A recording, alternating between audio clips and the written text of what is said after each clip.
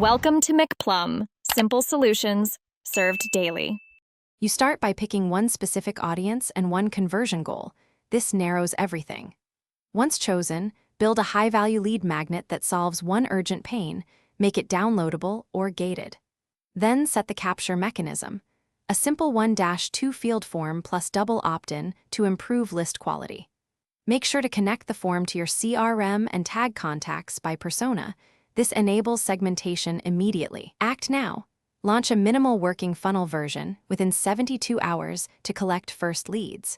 Once leads arrive, you move into nurturing and intentional conversion.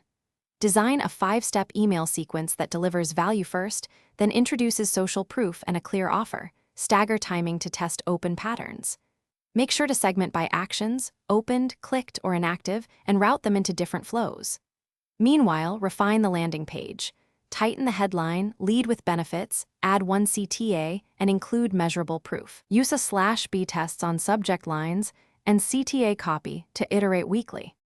Finally, scale and measure while keeping a troubleshooting plan. You should monitor CTR, conversion rate, cost per lead, and customer lifetime value. Set alerts for dips. Once a variant hits KPI, increase spend in small increments and diversify channels to avoid saturation. If performance drops, first check page load and mobile layout, then clarity of offer and headline, and finally alignment between ad and landing copy.